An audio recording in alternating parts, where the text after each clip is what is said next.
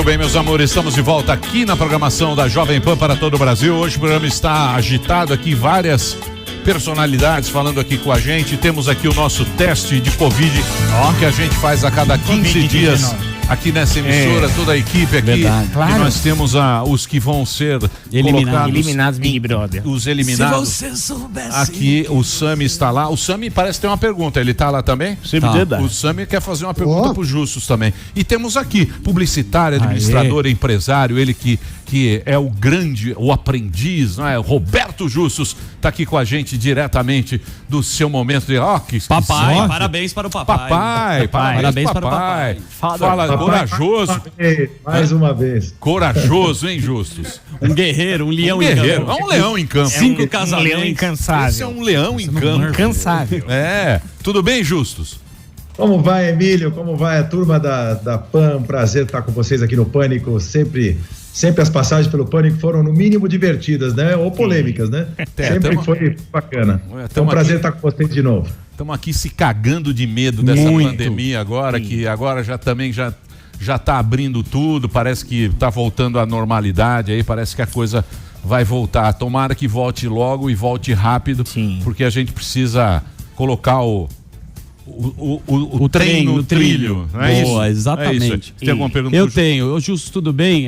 Você já falou algumas vezes, viralizou na rede social, mas é bom aqui na Jovem Pan que tem uma audiência imensa, né? A discussão foi economia versus saúde. Eu queria que você contasse um pouco, daí teve a treta com o PC Siqueira, os áudios vazados. O que aconteceu, Roberto Justus? Bom, tudo bem, querido. Olha, para te falar a verdade, eu teve um áudio pessoal meu pro meu amigo Mion, super meu amigo, as pessoas acham que a gente brigou, nada disso. Isso, mano. Na época, lá atrás, nós estamos falando lá no começo, hein? Tinha 20 mortes de Covid no Brasil na época, e o Mion falou no nosso grupo, e ele estava soltando uns vídeos na época e tal, que ia ter 1 milhão de mortos no Brasil. Aí eu fiquei chocado, falei, olha, cara, 1 milhão de mortos talvez chegue no mundo. Mas no Brasil, isso é uma bobagem muito grande que você está falando. E aí ficou isso, e eu fiquei meio bravo com ele ali, porque é uma sequência de áudios e só vazou esse onde eu tô falando, não vazou perto da discussão inteira que já vinha vindo. Quando as coisas saem de contexto, elas ficam estranhas. Bom, e caiu, aí veio um monte de gente falar que eu só penso que porque eu minimizei as mortes. Aí eu gravei uns vídeos explicando a minha opinião, que não mudou. Apesar de ter um pouco mais de mortos do que eu imaginava que teria, eu calculava uns 15 mil mortos, 20 mil mortos, no Brasil já estamos com 30 mil, eu sempre relativizei no seguinte sentido, não os mortos, que, pelo amor de Deus, é uma tristeza enorme para todos nós, cada um morto, quanto mais 30 mil. Porém, numa população de 212 milhões de habitantes, onde no Brasil morrem de violência por ano 80 mil pessoas, eu nunca vi o Brasil parar por isso, onde morrem de outras doenças milhares e milhares de pessoas, onde no mundo morre na gripe normal, que já tem vacina e cura, 600 mil pessoas por ano. Então, não tem alguns estudos, gente, que estão falando que no futuro, quando olharem para trás, vão ver o maior erro que a humanidade já cometeu foi fechar desta forma a humanidade. Então, eu não sou contra o isolamento, principalmente no Brasil, onde o sistema de saúde é muito carente. Eu não sou contra aquele isolamento inicial que eu defendi lá atrás de uns 30 dias, 35 dias e tal. Nós já passamos de 70 dias. E cá entre nós, o próprio governo admite que o isolamento em São Paulo, por exemplo, só tem 50%. Então não está isolado todo mundo. Quem está isolado? A classe mais abastada, classe média alta, os ricos, esses estão isolados na sua casa, confortáveis. Tomando vinho. E aquele coitado que mora num cubículo com 6, 7 pessoas juntas, esse nem tem condição de estar isolado e não está isolado. E a outra coisa que eu falo sempre, então no supermercado eu posso ir, na farmácia eu posso ir, algum lugar no hospital eu posso ir, e nesses lugares todos, no supermercado, na farmácia, não pega a doença? Então assim, eu sempre fui favorável a um protocolo rígido de higiene, em vez dos governadores ficarem preocupados com o politicamente correto, que é sempre aquela história, não, os médicos falaram, então vamos ficar fechados e tal. Se fizesse o isolamento vertical, que eu defendo desde o começo, isola as pessoas idosas, isola os doentes com comorbidades. Vamos lembrar de estatística, quase 90% das pessoas, quase 90%, não morrem dessa doença. 10% é gente que vão ser hospitalizadas, mesmo nesses 10%, não morrem muito poucos, na verdade. Porque se você analisar com a gente, rapidamente também, desculpa, Emílio, eu estendi um pouco. Imagina. Se você analisar comigo, Emílio e turma, é o seguinte: nós temos hoje no Brasil, eles falam em 500 mil de casos, né? 500 mil casos da Covid. Mas, na verdade, os estudos dos Estados Unidos, da Stanford, da Califórnia, da Universidade de Stanford, já provaram que tem de 20, 50 ou até 100 vezes mais. Então, se vamos dizer que seja 20 vezes mais, tem 10 milhões de casos no Brasil. Vocês conhecem, eu conheço um monte de gente assintomática, onde essa doença não é tão grave para quem tem saúde em dia, para quem tem a sua imunidade, ok. Então se nós olharmos esse cenário, se nós tivéssemos isolado os idosos, as pessoas doentes que são mais sensíveis, tivéssemos criado protocolos como estamos fazendo agora, afastamento. Na verdade, isso não é um isolamento, isso é um afastamento corporal, não é nem social, porque socialmente nós estamos nos falando o tempo todo pela internet. É um afastamento corporal importante, onde você afasta as pessoas, lava as mãos, usa álcool gel, faz tudo isso de forma, multa as pessoas que não usarem máscara, o governo tinha que ser rígido com essas coisas, mas não deixar a economia tombar no maior tombo da história da humanidade, por causa do politicamente correto. Se fosse 30 anos atrás desse vírus, não iam fechar do jeito que fecharam, os governantes não iam ter medo de tomar decisões, tudo eles querem fazer para preservar a sua imagem, e as decisões se tornam mais políticas do que técnicas em alguns aspectos. Pelo amor de Deus, só para deixar claro aqui, antes que venham esses malucos na internet em cima de mim.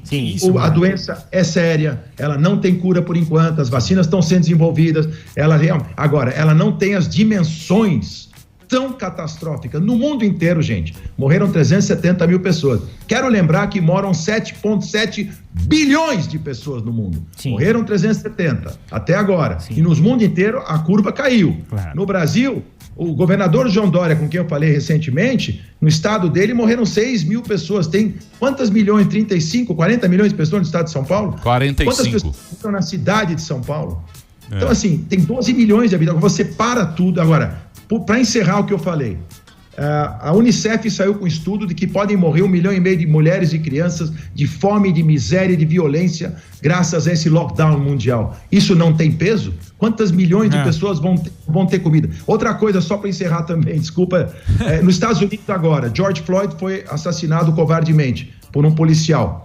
Vocês não acham que 40 milhões de desempregados estão aproveitando essa faísca para tornar essa convulsão social muito maior do que seria, invadindo lojas, roubando coisas? Por quê? Porque não tem o que comer, porque estão enlouquecidos, estão enfurecidos. Então, assim, é tudo isso que o mundo vai pagar de preço, que eu venho avisando desde o início, que gerou aquela polêmica de que esse exagero de segurar as pessoas saudáveis em casa e acabar com a economia no mundo, então não é nada a ver com dinheiro, tem a ver com vidas humanas. Economia não se separa da saúde, tá tudo junto. A saúde depende também da economia saudável, para as pessoas terem o que comer, para não gerar violência e não gerar mais mortes do que já está acontecendo pela própria pandemia. Emílio, eu poderia fazer uma pergunta aqui para o E acabou virando política. Exatamente. E duas narrativas, né? Exatamente. E aqui no Brasil serviu também para corrupção absurda. Correr solta. Tem esse detalhe também.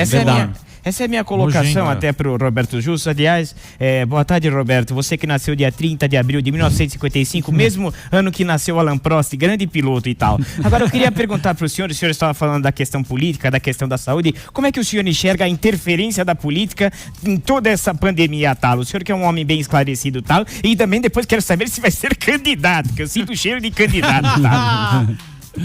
Olha, até para lembrar que 30 de abril de 55 também nasceram Bill Gates e Steve Jobs. E também foi o ano que o Havaí tornou-se propriedade dos Estados Unidos. O quê? E também foi o ano que o Havaí tornou-se território dos Estados Unidos e tal.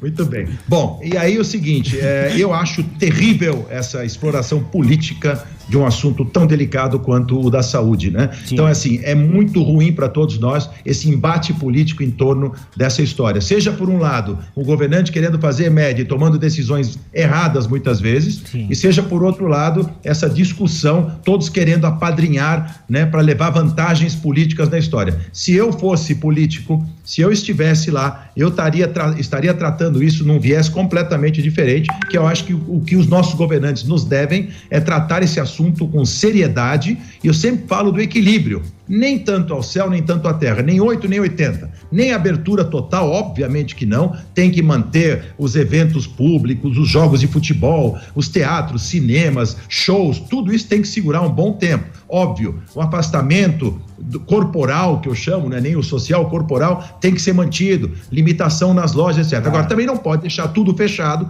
e arrebentar com toda a vida das pessoas, criando essa miséria, essa fome, essa história toda. O cara mais rico, o cara que tem dinheiro, se defende. Você acha que, pra mim, pro Emílio Surita, que é milionário... Exatamente. Não é assim. Fazenda Boa Vista, né? Piscina com borda infinita. Eu vou mandar os boletos. Vem de Lamborghini pra cá. Eu vou mandar os boletos pros justos. Fica tranquilo. A gente não aguenta, Emílio. Estamos lá na caixa, 90, meu. 100 dias. A gente aguenta lá 90, 100 dias, Tomando até vinho. se precisar, a gente aguenta 6 meses, se for o caso. A gente vai ficar um pouco menos bem financeiramente, mas a gente vai manter nosso padrão de vida e vai ter comida no nosso prato. Mas eu tô falando em nome daqueles que não têm condição de ficar tanto tempo sem. Olha os restaurantes, que são grandes empregadores, de cada 5, 2 já não vão nem reabrir mais. Sim. Vocês acham que essa reabertura agora... Eu tenho lojistas, amigos que falam que abrir loja agora para eles, pagar aluguel de novo, funcionário, tudo com um movimento de 4 horas por dia que o governador está falando, e depois, tudo bem, tem que ser menos intenso no início, mas tem que tomar cuidado com isso, porque isso também não vai resolver desse jeito. Então, é complicado. Agora, respondendo finalmente ao que você falou, a exposição ou a exploração política de um assunto tão delicado e tão sério como esse é um absurdo. E roubarem ainda, fazerem a corrupção, superfaturamento, respiradores nos hospitais de campanha e tal, isso é inaceitável. É o Brasil dando show mais uma vez, né? Graças a Deus que a corrupção no Brasil já melhorou barbaridade com esse governo. Nisso nós temos que dar um crédito enorme a esse governo. Agora, ainda tem picareta voando por aí à solta, né? Infelizmente. Ó, o Justo sempre com a clareza firme nas palavras. Preciso, eu sinto cheiro de candidato. Eu gostei que ele deixou aqui, ele deu um furo. Você falou com o Dória. O Dória, você tem uma aproximação, ele já te substituiu, né, no Aprendiz. O que você falou com o Dória? É isso que a gente quer saber, já que você pôde aconselhá-lo. Olha, vou até te dizer que isso já foi há 2 semanas. Eu tive a minha pequena filha, Vicky. Eu sou pai agora aos 65 anos, minha quinta filha, um homem, 4 meninas. Ó, touro reprodutor. Bola de ouro. Eu estou muito feliz, minha esposa também, a gente está aproveitando a quarentena até, eu consigo ficar até mais tempo com a pequena e com os outros filhos também. Eu quando estava na maternidade, no dia de sair da maternidade, vou te dar certinho, minha filha nasceu dia 17, dia 19, eu falei para minha mulher, vou ligar para o João Dória. E como sempre muito educado, o governador me atendeu na hora. Ele é sempre muito gentil comigo, podemos ter visões diferentes, até falei isso para ele. Boa. Eu não deixo de admirá-lo como um obstinado, trabalhador, workaholic. Agora, eu acho que ele, na minha opinião, ele errou e eu falei isso para ele. Falei, olha, João, a medida de vocês tá extrema. Eu não estou dizendo para vocês, não é abrir tudo de uma vez e deixar o risco correr solto, não é nada disso. Agora, em vez de vocês perderem tempo com rodízios desnecessários, como o prefeito fez aqui com o seu apoio, com algumas atitudes que não valem nada, que não servem para nada, por que vocês não estão planejando de uma forma muito coesa e muito inteligente essa reabertura o mais rápido possível? Vocês estão demorando demais. Ele falou, Roberto, eu não vou entrar nessa discussão com você, ele é muito polido, né? Muito educado, ele não entra em debates assim, esse é típico do político liso, e o que não é liso, sofisticado, prudente, sofisticado. O político tem que ser político. Mas ele falou assim, não vou entrar nesse debate com você, mas existem outras pressões de outras pessoas como a sua, e você vai ver que nós vamos começar agora a flexibilizar. Tanto que 2 dias depois, ele anunciou a flexibilização que começaria agora, dia 1º, que foi anteontem. Então, mas na minha opinião, eu fiquei frustrado, porque está menos do que eu gostaria. Essa história do vermelho, laranja, etc. tal. Pelos números, nós temos já gozado. Só uma coisa, gente, que é muito interessante, né? Vocês são um veículo importante que atinge muita gente. Os veículos estão fazendo, em muitos casos, eu não vou nominar aqui para não criar mais polêmica, mas um desserviço ao bom jornalismo, quando insistem no vírus do medo. Sim. O vírus do medo é muito pior que o vírus da pandemia. Ele instala na cabeça das pessoas um pânico, parafraseando o seu programa, desnecessário, absolutamente um desserviço à nossa comunidade. Ninguém fala sobre as curas, ninguém fala que 90% das pessoas, 85% não tem graves riscos. Então as pessoas todas acham que vão morrer desse vírus e não vão. Uma minoria da minoria da minoria vai morrer desse vírus, como está acontecendo. São 30 mil pessoas, infelizmente, lamento muito, mas são 30 mil, entre os quais a grande maioria, infelizmente, também é porque tinham outras doenças ou porque tinham uma idade muito avançada. Também isso não é um alívio para nós. Essas pessoas valem tanto quanto qualquer um de menos idade, não é isso que eu estou falando. Mas se você está numa faixa etária, né, abaixo dos 60 anos, se você tem uma saúde boa, se você tem uma imunidade em dia, você não tem quase nenhum risco com essa doença. Então, é o que eu quero dizer, assim, não pode gerar esse pânico que a mídia gera. Você assiste os telejornais hoje, é só cova, é só vala, só gente... Sônia Abrão. Por exemplo, o senhor José estava internado e morreu, Dona Maria, não sei o que, zero de estatística, mostrando casos isolados para apavorar as pessoas. Sim. E também, às vezes, com intenção de prejudicar o governo, porque o presidente, infelizmente, não tem a habilidade para explicar o que ele quer dizer. Eu disse brincando com o João, você tem uma controvérsia aí com o presidente. Se eu fosse o presidente, eu ia explicar um pouquinho melhor essa história, você estaria em maus lençóis, porque eu ia defender de uma forma um pouquinho mais coerente o que tem que ser feito, não do jeito que o presidente tem. A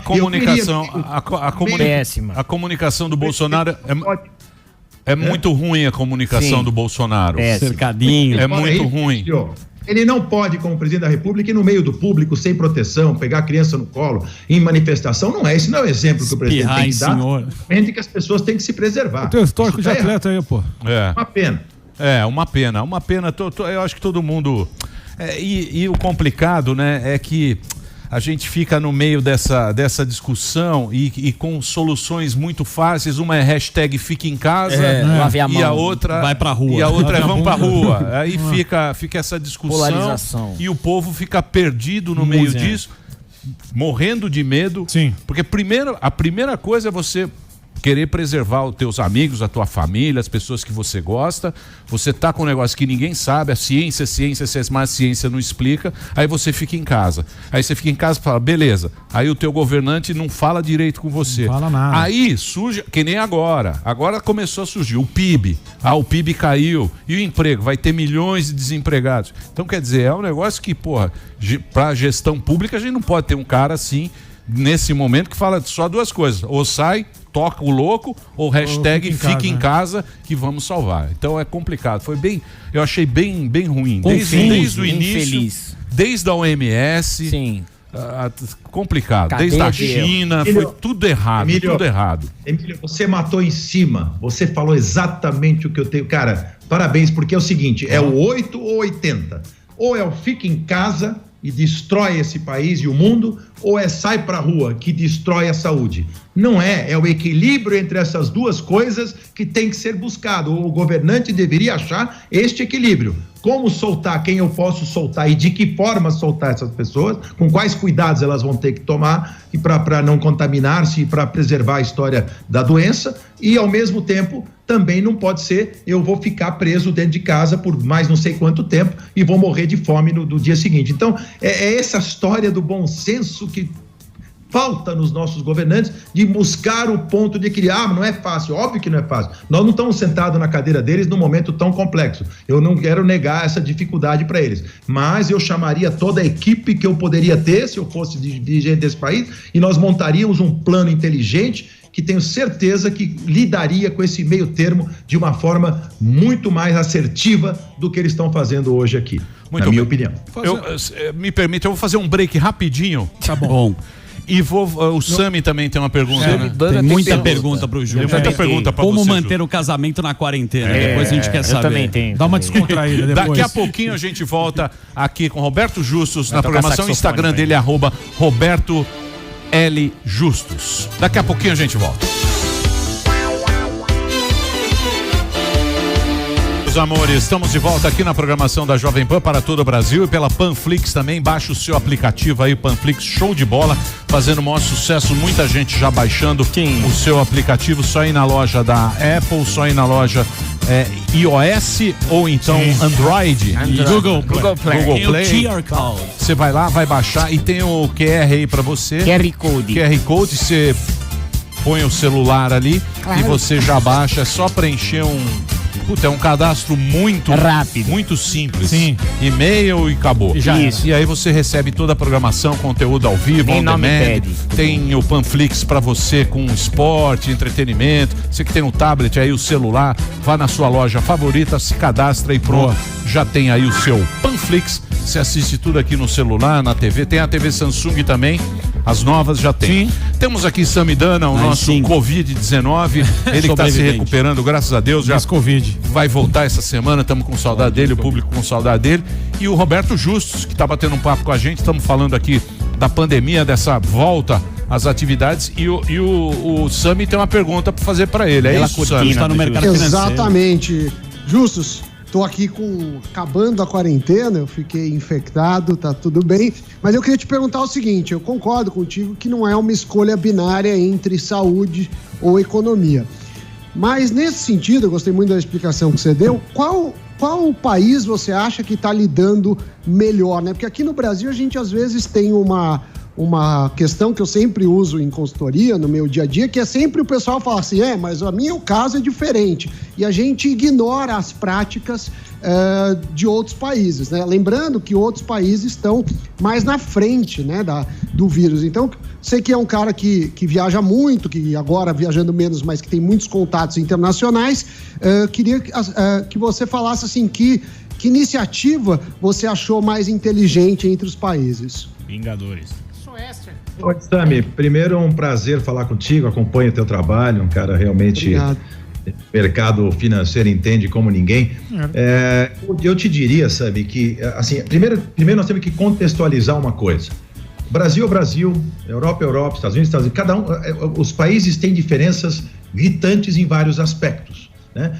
Aspecto socioeconômico, essa é uma coisa importante, né? Se você olhar as vítimas no mundo todo, a grande parte das vítimas são de classes menos favorecidas, né? Por vários motivos, questão cultural, questão de higiene, questão de saúde, atendimento mais precário, etc, etc. Então, isso já é um fenômeno que nos prejudica, porque no nosso país, infelizmente, nós temos uma desigualdade social muito grande e temos aí o vírus pegando os coitados que são menos favorecidos, né? Então esse é um lado. Outro lado, eu adoro ver essas empresas, essas notícias quando dão sobre estatística que ninguém olha, né? Então o Brasil já passou a Espanha, o Brasil já passou a Itália, eles fazem esse tipo de... Mas é óbvio que o Brasil já passou a Espanha. A Espanha tem 42 milhões de habitantes, o Brasil tem 212.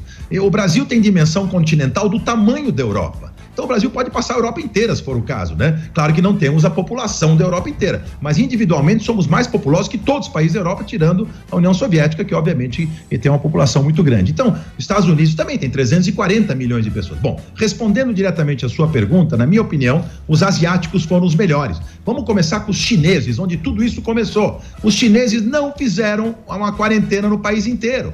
Grandes cidades como Pequim, Xangai, etc., não foram fechadas. Elas continuaram vida normal com todos os cuidados que eles sabem fazer. Bom, os orientais são culturalmente mais organizados do que nós, eles sabem fazer as coisas, né? Até o sistema político da China permite um controle maior da população. Sou completamente contra o sistema político chinês, né? Que é um sistema ainda do Partido Comunista, mas eles conseguem ter um domínio maior sobre as ações da população. Então, os testes foram feitos em larga escala, eles fecharam a região de Wuhan, onde começou tudo isso aí, bloquearam totalmente essa região por um período e foram os que tiveram proporcionalmente para os olha, tem 1,6 bilhão de chineses, olha quantas pessoas morreram lá, muito poucas. Então, onde tudo começou é onde melhor se controlou. A Coreia do Sul, mesma coisa, fechou levemente, fez um isolamento por um tempo, levemente e tal, mas muitos testes, muito trabalho das equipes governamentais, da população, etc., muita máscara.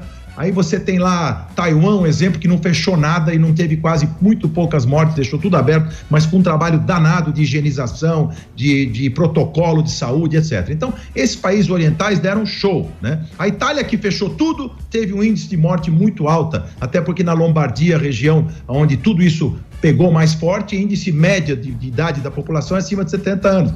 Esses coitados desses idosos, diz uma estatística lá da Itália, grande parte deles morreriam no próximo ano ou 2. É triste morrer antes, óbvio que é, mas pelo menos é um pequeno alívio para nós sabermos que eram pessoas que infelizmente já pegasse uma pneumonia, uma gripe normal, outra coisa, poderiam também ter problema seríssimo de saúde, não é só por causa da Covid. Então tem aí aspectos importantíssimos a serem avaliados. Mas respondendo a tua pergunta, os asiáticos, na minha opinião, foram os que melhor fizeram por todos esses motivos. Lembrando que o Japão é um grande caso também, viu? O Japão é um grande caso, porque voltou e não teve volta, né? A Coreia do Sul teve uma leve volta, fechou de novo, então teve alguns problemas na volta. Agora o Japão, ninguém consegue explicar, mas talvez a educação dos asiáticos seja muito diferente no sentido de seguir protocolos, né? Claro que na China tem um negócio do regime não ser democrático, que fica tudo mais fácil no sentido do medo das pessoas, mas no Japão não. O Japão é uma democracia e foi bem. Mas concordo contigo, prazer falar contigo, espero que numa próxima ocasião pessoalmente, Justus. Ô Sami, mas também tem um detalhe aí que a gente fala muito da Ásia, eu estava lendo outro dia, é o seguinte... O problema também da Ásia é que a Ásia, eles estão mais acostumados com essa, estão mais preparados com essa epidemia, porque quando teve a SARS o histórico deles foi um trauma tão grande que a gente não pegou aqui. Sim. A SARS pouco aconteceu aqui. Verdade. E lá eles já tinham... Usam máscara pra cacete. Eles já têm essa esse histórico. A cultura é totalmente diferente. Emílio, os orientais, se você olhar os japoneses, eles não são efusivos como os latinos, como nós somos, de se abraçar, de se beijar. Eles se cumprimentam fazendo longe, né? Gestos à distância. Eles não são como a gente. Então, isso ajuda muito também. O sistema cultural deles é um de afastamento um pouco maior do que o nosso, onde todo mundo está se agarrando o tempo todo, né? Agora eu vou perguntar para vocês, você que é um grande empresário, o Sami também que está lá. Como é que está o dólar hoje, Sami? Dolinho, pipinho e dolão. Como é que tá? O dólar está recuando bem, bateu 5,23, está caindo bem, igual muito por conta do mundo estar se reabrindo, principalmente a Europa, e não está aparecendo um segundo pico na maior parte dos lugares, que era um grande temor. Então está indo bem, e também os Estados Unidos, o Donald Trump tinha engrossado mais em relação à China, principalmente sobre Hong Kong, que eles falaram que ia interferir, e aí deu uma abrandada, isso bateu com bons olhos para tudo. E aqui no Brasil, a gente está de olho dos ruídos internos, né? Você sabe que o real foi a moeda do país, a moeda entre os emergentes que mais se desvalorizou. Também, né? Precisa fazer nossa lição de casa. Quando vai ser valorizado aqui? E aí, Justo, você tá animado ou você acha que esse ano... Tá no mercado financeiro. Já estamos em junho, cara. Com essa bela cortina. Que ano, hein? Que ano, hein? Passou voando. Já estamos em junho. O que você acha desse ano aí? Como é que tá seu planejamento? Você que é um cara... Porque você sabe que muita gente, né? Às vezes a gente fica na rede social falando, não, o Justus é rico, o Justus é milionário. O que as pessoas não entendem é que tudo é uma cadeia. Sim. Né? O Justus é da publicidade, ele traz a publicidade aqui pro Pânico, a gente paga o nosso salário, que você tem funcionário, tudo é uma cadeia, não tem esse negócio do rico e do pobre, não tem essa guerra de classes. Essa guerra de classes que as pessoas sempre gostam de falar, mas também tá rico, também não sei o quê, como é que ele fala em nome dos pobres? Tudo é uma cadeia, e a gente viu na pandemia, né? Na pandemia, a cadeia quebrou e ficou todo mundo desesperado. Você não tinha onde cortar o cabelo, o cara do cabelo falou, e agora? Como é que eu vou sobreviver? É uma cadeia, tudo, um depende do outro pro barco seguir no caminho, né? Apesar de ter muita gente atrapalhando e muita gente que torce contra. Exatamente. O que tem de gente que torce contra o Brasil, eu nunca vi na minha vida. Exatamente. Ou torcida contra. Você está animado, Justus? Respondendo a tua pergunta, primeiro com uma correção. Eu não estou na publicidade já faz 3 anos. Eu vendi todas as minhas ações das minhas agências, do meu grupo, e eu estou no mercado financeiro hoje, aí o Sami já deve saber disso. Eu tenho aí algumas empresas no mercado financeiro e estou adorando, é um mercado muito desafiante.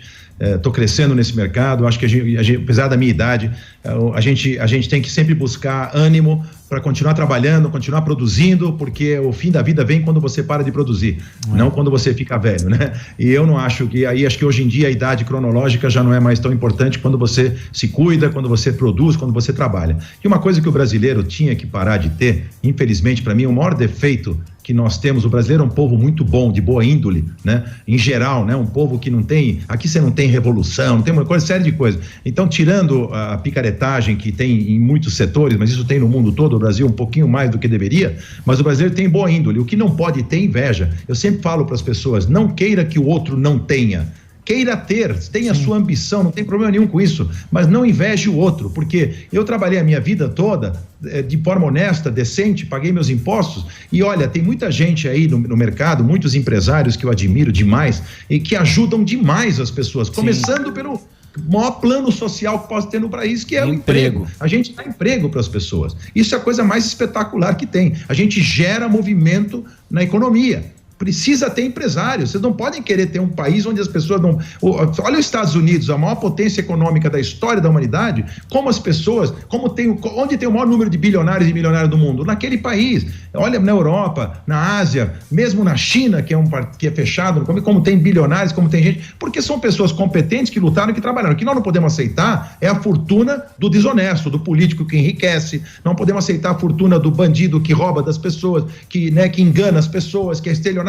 Essa nós não podemos aceitar. Dos outros, nós temos que admirar e usar as pessoas como referência. Eu sempre usei as grandes pessoas como referência para mim, para me puxar para cima e não ficar olhando negativamente, porque isso é uma coisa ruim para o próprio sistema da pessoa. O cara que tem um olhar negativo para os outros, porque o outro teve sucesso, tem que ter pena de si mesmo, uma pessoa assim. Você tem que buscar força para você também buscar o seu espaço no sol e não ficar nas nuvens negras o resto da sua vida. Essa é uma coisa importante. Agora, respondendo a tua pergunta, eu vejo assim, o mercado brasileiro de ações, a própria moeda agora voltando, a moeda entrou num valor artificial, o real se desestabilizou mais do que as outras moedas, porque nós temos uma instabilidade política no Brasil. Infelizmente, nós conseguimos a tempestade perfeita. Temos a instabilidade causada pela saúde, o coronavírus, temos a instabilidade causada pela economia atingida pelo fechamento da pandemia e temos a política causada por essa instabilidade entre poderes que está instaurada no Brasil, infelizmente, né? Nós nos livramos da corrupção do PT e nós não precisamos da instabilidade política, é pedir ao presidente um pouco mais, né, de tranquilidade para poder lidar. Ele tem uma equipe maravilhosa econômica, tem alguns ministros também muito bons em várias pastas, nós temos toda a condição do mundo para sair na frente. O Brasil é uma potência agrícola que continua produzindo muito bem, o Brasil tem várias forças que têm que ser exploradas. Agora, essa volta, todo mundo diz, não vai ser em V, né? A volta em V é aquela que desce e sobe imediatamente. Difícil que aconteça assim. Porém, a Bolsa já está beirando os 90 mil pontos, né? Quando ninguém imaginava isso. Quer dizer, está 20 e poucos % ainda abaixo do que estava antes da pandemia, mas já chegou a estar quase 50% abaixo. Então, nós já demos uma recuperada. Isso dá um alento? Dá. Se o Brasil souber lidar agora com essa volta da economia, né? Que a gente começar, mas olha, os danos vão ser maiores do que nós estamos imaginando, tá? Nós estamos aí vendo aí empresas, por exemplo, setores como o setor aéreo, outros setores, estão falando em 6, 7 anos para trás, quase uma década perdida. Nós vamos estar em vendas, em resultado das empresas, etc., voltando uns 6, 7 anos para trás. Paciência, vamos acelerar e vamos tentar buscar a nossa diferença. Não vai ser fácil, eu estou muito preocupado, mas sempre sou otimista e olho o copo meio cheio. Acho que nós temos condição de recuperar, apenas precisa acabar essa situação da pandemia, que parece que a curva de mortes, graças a Deus, já está diminuindo um pouquinho, e tomara que a gente consiga entrar num círculo virtuoso das coisas começarem a ir pro lado positivo e parar com esse vírus do medo. Avisa lá as emissoras de televisão, vamos parar de botar os jornais no ar e insuflando o medo nas pessoas, vamos falar de coisa boa. Jornalismo bom também faria bem para as pessoas, porque jornalismo ruim, não é que é ruim no sentido de que eles fazem mau jornalismo, mas as manchetes negativas vendem mais. Todo mundo quer ver o cara caindo na casca de banana. Mas vamos mostrar um pouco das coisas boas. Tem muita coisa boa acontecendo, que dá para falar de coisa boa, mas eles não querem. Esse é um problema. Tá vendo por que o Justus é bem sucedido? Sim, eu vi. Enquanto a gente está reclamando aqui. Ele já está no mercado financeiro, que sempre antecipa, comprando ações, muito sentando lá no safra. O cara é bom pra cacete. Comprando essa cortina maravilhosa. Ô, Justus, o Morgado vai fazer uma pergunta, depois eu tenho uma outra. Não, é que o Justus tá meio, ele vai inflamando, ele vai ficando meio nervoso. eu quero saber do Justus, o Justus apresentador. Vamos falar do Justus animador. Quero saber do Aprendiz, se você tem planos de fazer o Aprendiz de novo, e como que tá esse planejamento, já que não pode fazer nada, e essa onda de live, se você vai fazer alguma live cantando, a gente pode ficar tranquilo. Frank Sinatra. Olha, não canto mal não, viu? Só pra você saber. Brincadeira sadia aí, porra. O meu amigo Rodrigo Faro tá fazendo várias músicas aí, cantando na internet, me convidou pra fazer uma com ele. Nós vamos fazer uma live juntos e você vai engolir tuas palavras. Você vai... Brincadeira sadia aqui, porra. Engolir ele gosta. Ô, Justus. Não vou te livrar dessa, não. Complementando aqui. Apenas, eu não tô inflamado, eu tô super tranquilo, eu tô numa fase muito boa da vida. Você tá com a cara boa, bichão. Tá. Eu só fico triste de ver, né, as coisas andarem. É uma pena, é a oportunidade ímpar que esse país teve agora, recentemente, né, nessa mudança toda. Nos livramos, né, de uma situação caótica que vivíamos nos últimos décadas. Então, assim, a gente tinha uma chance enorme de fazer esse país dar uma rodada violenta para cima. Veio esse vírus, veio alguns comportamentos desnecessários dos nossos dirigentes que estão complicando um pouco a nossa vida. Então, por isso que eu fico um pouco mais inflamado. Tá?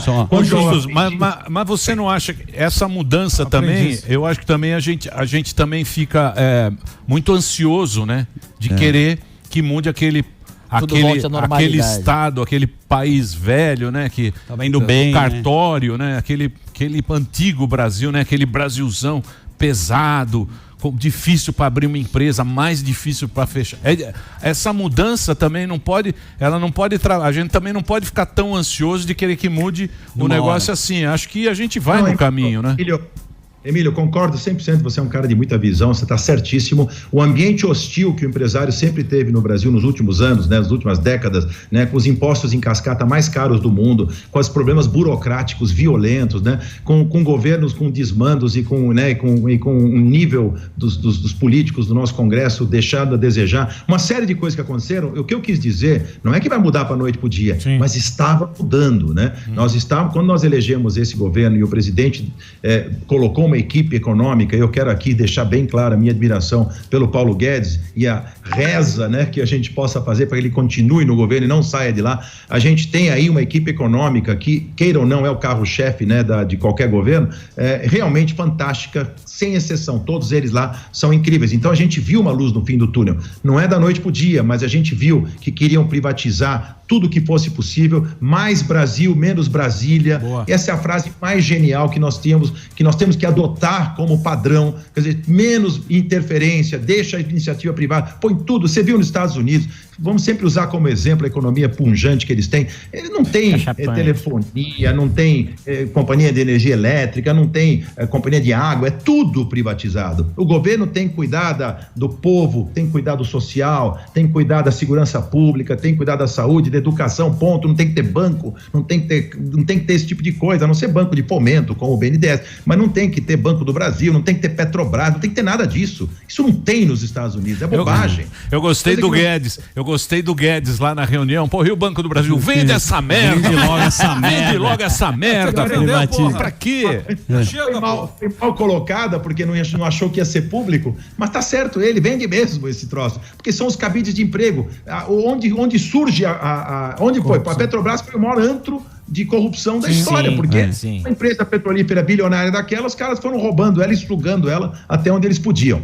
Mas respondendo só para o Aprendiz, ele lembra de falar rapidamente. Boa, nós vamos voltar com o Aprendiz esse ano de novo, de um jeito absolutamente inédito, porque não dá para ficar voltando as mesmas coisas. Claro. Eu não posso anunciar ainda, porque a Band vai anunciar isso na hora certa, mas vai estrear dia 7 de setembro, esse feriado não foi antecipado, então ainda vai ser um dia de feriado. Vai ser um dia de feriado, nós vamos estrear no 7 de setembro de um jeito até muito arriscado, muito estranho, muito diferente do Aprendiz fazer, onde nós vamos ter muito mais interação com o público. Depois nós vamos anunciar isso com o tempo, vai ser muito legal. Obrigado, eu queria agradecer o Justus. Valeu, sempre é legal, pô, um cara com otimismo aqui. Sim. Gostei do nosso carinha papo hoje. firme. Tá carimbando nessa quarentena. E vou dizer uma coisa pra você, corajoso, teve filho, acabou filho, de ter filho. 5 casamentos, se dá bem com todas as mulheres. Justus, obrigado por você ter participado aí, tá? Boa sorte aí pra você. Vamos torcer aí para que a gente saia logo dessa pandemia aí, desse momento que a gente está vivendo. E, porra, esperar um dia você vem aqui pra gente bater um papo aqui ao vivo. Mas você tá com um papo de candidato. Pode ser a última perguntinha. Sim ou não? Uma perguntinha, sim ou não? Justus, olhe nos meus olhos e responda. Candidato, sim ou não? Não, isso já passou. Vocês sabem, só rapidamente para vocês, em 2 minutos. Claro. 2 anos antes de surgir o Bolsonaro, eu fui convidado, 1 ano e meio antes. Já tinha Bolsonaro, mas não era essa coisa toda. Né? Antes do Luciano Huck e tal. O presidente Michel Temer convidou na época para ir a Brasília conversar com eles para ver se eu quero sair. Na época em que o João Dória tinha ganho a prefeitura, o Donald Trump lá, todos ex-participantes do apresentador. Sim. E ele, não, se você não quer ser candidato do MDB, etc. Tal. Eu, na época, declinei, até por causa desse meu estilo muito pouco franco demais. Se eu não imaginava, para ser sincero, que daria para ser eleito sem apoio empresarial, sem dinheiro, porque quando você pega apoio empresarial e dinheiro, já não é bom, porque você vai ter que dar alguma coisa em troca. Então, se eu soubesse que dá de forma decente, honesta, né, para ser eleito apenas por rede social, como foi o presidente Bolsonaro, talvez eu tivesse pensado diferente na época. Mas aconteceu assim. Dá tempo ainda. Então eu não fui por esse caminho e não pretendo ir, não, gente. Eu só assim, eu quero ajudar meu país dizendo as coisas que eu penso, independente do tiroteio que eu vou levar hoje, depois desse pânico. Certeza que vão falar. Vão falar besteira, entende o que eu falo? Ele fala da economia, ele não tá ligando pra... Vai cortar aquela frasezinha pra ser a manchete. Tem que saber quem vazou o áudio do Justo. Quem vazou o áudio? Foi o Glenn. E fora de contexto. Quem vazou o áudio, Justus? Quem foi que vazou o áudio? Fui eu, mano. Não fui eu, mano. Eu não fui, mano. Vocês acreditam que era um grupo de amigos? Aliás, um deles me pediu, ele fica me mandando mensagem aqui, Otávio Mesquita falou, por favor, fala que eu tô ouvindo vocês, Otávio, um abraço pra você. Pronto, falei de você. Chato. Ele é um dos membros desse grupo. Foi ele que vazou. Não foi ele. Eu consegui pesquisar com a ajuda dos meus filhos, porque você vê lá quem foi que ouviu naquele horário os áudios. Não foi um deles. Sobraram 3 amigos. Você acredita que nenhum dos 3 quis dizer que foram eles? Eles não falam. Mano. O cara não tem coragem de falar isso. Mano. Eu deixei paciência, me gerou uma dor de cabeça danada, mas paciência. É isso aí, Justo. Sempre é um prazer falar com você, sempre com um papo bacana, um papo... Você é um cara legal que você fala mesmo. Sim. E é legal e a gente gosta de ter você aqui no Pânico. Obrigado, tá? Valeu aí pela participação. Muito obrigado, gente. Valeu. Obrigado. E obrigado o Sami também. Sami Danda. O seu belo nicho. Muito bem. No próximo Vou falar lá com o Justo pra gente fazer o aprendiz do mercado financeiro, mas não nesse ano, quem sabe um dia. Imagina o Sami na bancada demitindo a galera. Nossa. Só cortando, bloqueando o cheque da turma. Depois dos comerciais, teremos um break, né, Delari? Nossa. Vamos ver aqui quem tá sorteado. Quem está sorteado aqui com o Covid. Alguém não é legal eliminado. Esse teste. A família fica preocupada. Meu pai me liga. Alguém vem ver um programa aqui de fora. Pô, mas aqui tá legal. Daqui a pouquinho a gente volta aqui na Panflix e na Jovem Pan. Aguardem. Vamos lá. Tchau, pessoal. Vamos dança.